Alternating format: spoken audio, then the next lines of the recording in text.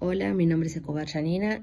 Bueno, básicamente a nosotros nos tocó hablar del capítulo número 3, Un día en la vida de Adán y Eva, en donde nos lleva que para comprender nuestra historia, psicología y cultura actual, nos debemos remontar a nuestros antepasados, los recolectores cazadores.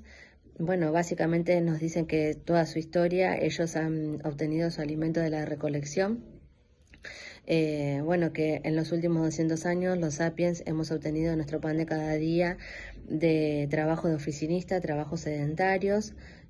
Bueno, nos dice que la psicología evolutiva argumenta que muchas de nuestras características sociales y nuestra cultura se modelaron durante la era preagrícola, incluso hasta la actualidad, ¿no?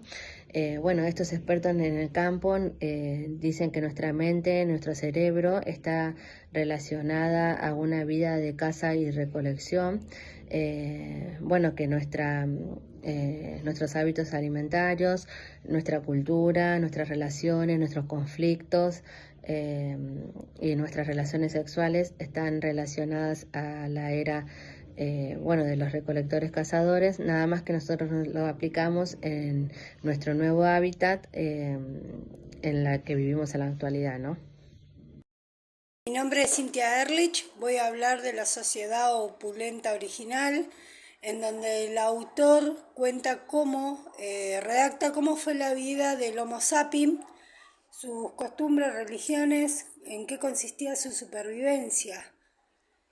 También más allá de hablar de la supervivencia, destaca que el Homo sapiens necesitaba estar en constante conocimiento, que el hombre fue evolucionando, aparece la agricultura y la industrialización, en donde ya no se necesitaba del conocimiento propio porque se fue perdiendo muchos conocimientos, destrezas, habilidades, ¿sí? Eh, en donde dice que ya no se necesita el conocimiento propio en la agricultura y en la industrialización, porque para la supervivencia se necesita el conocimiento del otro. Es ahí cuando el autor dice nichos de imbéciles. Bueno, esta evolución del hombre tuvo sus pros y sus contras. Cuando aparece la agricultura empieza a aparecer lo que son las enfermedades que son transmitidas por el animal, a diferencia del Homo sapiens, que el único animal doméstico que tenía era el perro. Eh, Esto de la agricultura hizo una superpoblación, ¿sí? Porque ahí tenían su supervivencia a través de la cosecha. También limitó la alimentación porque lo que se cosechaba se comía, a diferencia del Homo sapiens que comía todos los nutrientes y en variedad. También habla de la incidencia de muerte, ¿no? En el Homo sapiens había una baja probabilidad de vida en los bebés, en los niños, más que nada por la supervivencia de la selva. En la agricultura ya, como había muchas enfermedades como sarampión, viruela, tuberculosis, dice el autor que ya la gente moría por otras cuestiones. Lo mismo cuando estuvo la industrialización, ya eran accidentes automóviles, ya era la contaminación, ¿sí? Entonces el autor lo que habla es claramente, hace una comparación de lo que es el Homo sapiens, cómo comienza y cómo se fue desarrollando a través del tiempo, ¿no? Y cómo se ha ganado en la evolución y se ha perdido en muchas cuestiones. Bueno, el video tiene que ser muy corto, así que no me puedo explayar mucho. Bueno, nada, eso. Gracias, profe. Hola, ¿qué tal? Bueno, a mí lo que me corresponde hablar del tema es las creencias animistas, que para el sociólogo Harari, él decía que los hombres en esa época, en la época del Sapiens en este caso, tenían la creencia de adorar a las plantas, a los árboles, a los animales, a una montaña, una roca. Y bueno, de ahí que ellos comenzaron a adoptar esas creencias. Y bueno, de esa forma a ellos les permitió vivir, crecer en armonía y también con el pasar de los tiempos a socializar más que nada, ¿sí? Porque partamos que ellos tenían una cultura, digamos, de pocas personas, ¿sí? Después, bueno, con el tiempo se fueron socializando y así fueron creando pequeñas aldeas y después a socializar y a crear una tribu, ¿no? Y bueno, ¿qué es lo que decía Harari? Que bueno, el hombre